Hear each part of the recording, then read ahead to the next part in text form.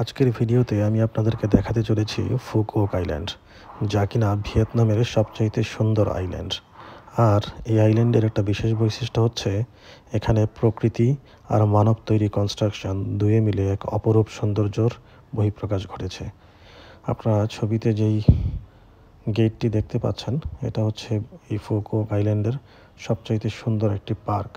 তো আমরা গিয়েছিলাম সেই পার্কটি দেখতে, এবং এটার এন্ট্রি গেটটা দেখলেই যে কারোর মন ভরে যাবে। বিশাল আকারের এই পার্কটি ঘুরে দেখতে সারাদিন প্রয়োজন হয়। কেবল কারের উপর থেকে দেখলে মনে হয় যেন ভিন্ন কোনো এক জগৎ। এবং আমরা নর্মালি যে হ্যারি পটার মুভি দেখি, সেই হ্যারি পটার মুভির মতো মনে হয় যে কেউ যেন এগুলাকে কাগজের মতো করে বানিয়ে বসিয়ে রাখছে। তো যার কারণে অনেক উপরের কেবল কার থেকে দেখলে মনে হয় যে রং তুলিতে আঁকা। একে তো হচ্ছে যে সবুজের সমারোহ, সেই সাথে বিভিন্ন ধরনের ride, roller coaster, water coaster, বিভিন্ন ধরনের সুইমিং পুল, অ্যাকোরিয়াম, মানে বলতে গেলে এমন কিছু নাই অ্যামিউজমেন্টের যেটা এখানে নাই।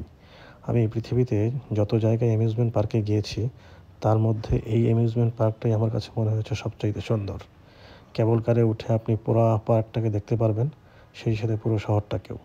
এর পাশেই রয়েছে আবার অন্য ধরনের একটা অ্যামিউজমেন্ট পার্ক, যেটাতে রয়েছে বিভিন্ন ধরনের ওয়াটার অ্যাক্টিভিটি। আপনি চাইলে ওয়াটার স্লাইড করতে পারবেন, এবং সেই সাথে এই পার্কটাও কিন্তু গাছে ভরা। সবুজের সমারোহ, একদিকে প্রাকৃতিক নন্দন পরিবেশ, আর অন্যদিকে পানির বিভিন্ন অ্যাক্টিভিটি। যদি আপনারা এখানে কেউ যান, কাপড় নিয়ে যান, তো সেই ক্ষেত্রে ভালো লাগবে। আর তার পাশেই রয়েছে এই নতুন একটি সিটি। রাত্রেবেলা এই জায়গায় গেলে আপনার কাছে মনে হবে যে আপনি ভেনিস শহরে আছেন। পুরা ভেনিসের আদলে গড়া এই সিটিটা, আমার কাছে মনে হয় এটা দেখতে ভেনিসের চেয়েও সুন্দর।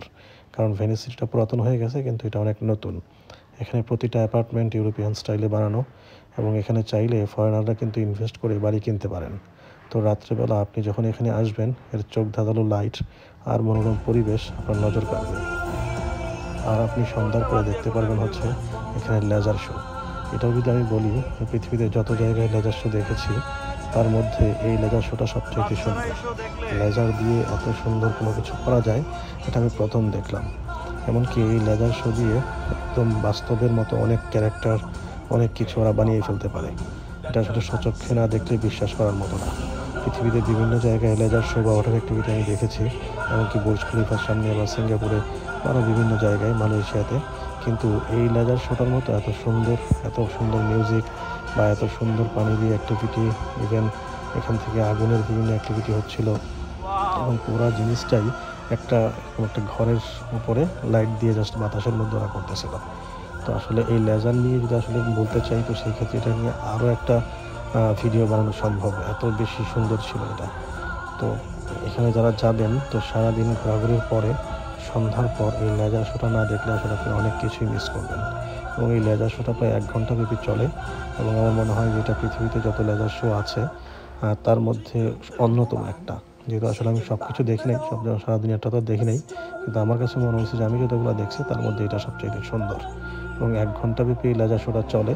তো সেটা আসলে মোবাইলে রেকর্ড করলে আসলে খুব বেশি বোঝা যায় না। কারণটা হচ্ছে যে বেশি লাইট থাকার কারণে আর রাত্রের অন্ধকার থাকার কারণে আসলে মোবাইলের আলোতে এটা খুব বেশি বোঝা যায় না। যেটা বলেছিলাম যে আগুনের ফুলকি, এবং আগুনের ফুলকিগুলো এত বিশাল বড় যে মনে হচ্ছিল যে গায়ের মধ্যে এসে লেগে যাবে।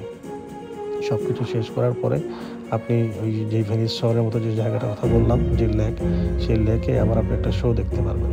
এই শোটা হয় 8টা সাড়ে 8টার দিকে, এবং ওই শোতে আপনি দেখতে পারবেন যে ওদের কালচার বা বিভিন্ন কিছু, এবং নৌকা দিয়ে সারা শহর ঘোরা, এরকম বিভিন্ন কিছু আপনি রাস্তার পাশে দাঁড়ায় থেকে দেখতে পারবেন। মোট কথা যদি বলতে হয় যে আপনি যদি পুরো একদিনের জন্য এই পার্কে ঢোকেন, আসলে একদিন এনাফ না যে পুরোটা ঘুরে দেখার। আপনি চাইলে একদিনেরও বেশি সময় এটাকে কিন্তু দেখতে পারবেন। এবং সেই সাথে এই ফুকুওক সিটিতে কিন্তু আপনার সি বিচ বা আরও বিভিন্ন ধরনের অ্যাক্টিভিটিস আছে। তো আমরা যারা ভিয়েতনামে যেতে আগ্রহী বা প্ল্যান আছে যে ভবিষ্যতে আমরা ভিয়েতনামে যাব, তারা অবশ্যই তাদের লিস্টের মধ্যে এই ফুকুওককে রাখতে পারেন। ভিয়েতনামের বেশ কিছু জায়গায় আমার যাওয়ার এক্সপিরিয়েন্স হয়েছে, ডানাং, নাট্রাং বা হোচিমিন, হ্যানয়। তো আমার কাছে মনে হয় যে যতগুলা শহরের কথা বললাম, তো তার মধ্যে ফুকুওকটা বেস্ট। যদি আপনি এখন ফুকুওকে আপনি ন্যাচারাল এবং আর্টিফিশিয়াল দুইটা জিনিসেরই কম্বিনেশন পাবেন। সেই সাথে ফুকুওকে থাকার বন্দোবস্ত কিন্তু খুব ভালো।